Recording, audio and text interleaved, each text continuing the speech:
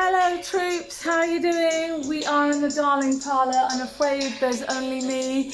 I do not have the girls with me because it is not a Soul to Soul weekend. Well, every weekend is a Soul to Soul weekend, but you know what I mean. I'm at home relaxing. Well, supposed to be. I just got back from the gym and I thought I would do a little post. Let me just turn this music down because it's actually too loud. I thought I'd do a little post about my father, Ian Kelly, who was born in St. Vincent, and he died on Good Friday 2004. I know it's not Good Friday today, but it is the 9th, and that was actually the date that year when Good Friday was. So I thought it was important to share this with you, that celebrating a life is important and how we're all linked together.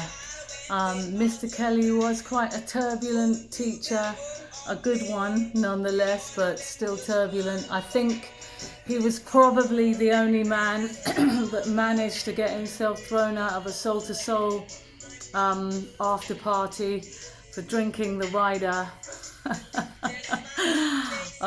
Yeah, I think I was roughly about, 18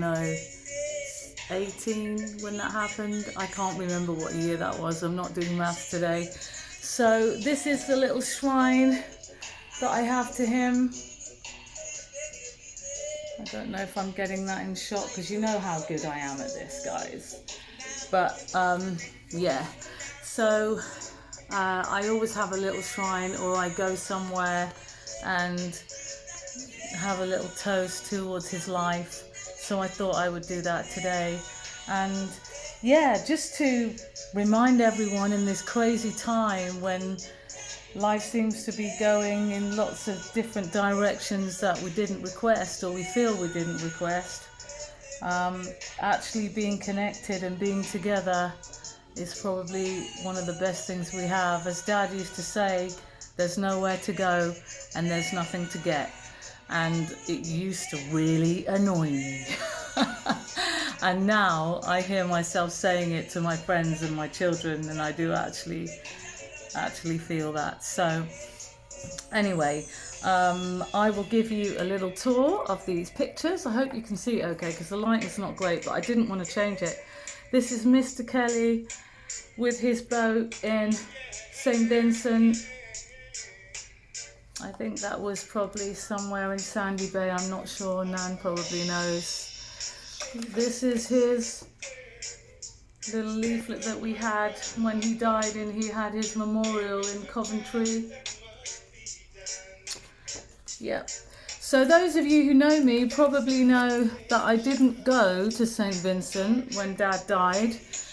Dad and I had a very turbulent, passionate relationship, and we argued and we fought a lot. My dad was a very strong teacher, and when you're a child, you're not always prepared for the way your parents want to teach you, but has actually taught me one of the most valuable lessons that I could have learned, because being a blind child, or born blind, my dad reminded me quite quickly that nobody was interested and that I needed to learn to look after myself, and that he wouldn't be around to do it. So I guess he knew something I didn't know.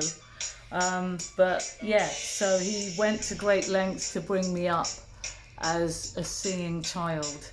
And that for me has been a great, it's been a great lesson, and it's helped me a lot, because I wouldn't be the Charlotte Kelly that I am now if that wasn't the case. So it's funny how sometimes love is tough and it doesn't feel like love, and it can take years, months, weeks or days for you to realize that it is love. So here you go. So this is because he drowned in St. Vincent. We actually believe that his life was taken, but we didn't get to the bottom of it. But anybody who has family in the Caribbean that just goes missing knows that this is a common thing. unfortunately, or fortunately, depending on how you view it. And this was the last book that he gave me, a little music book called The Soul Man, Soul Album.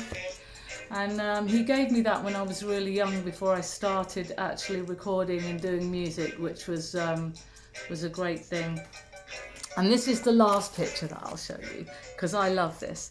This is me and my grandfather and baby Iman, and that's my father holding Iman there.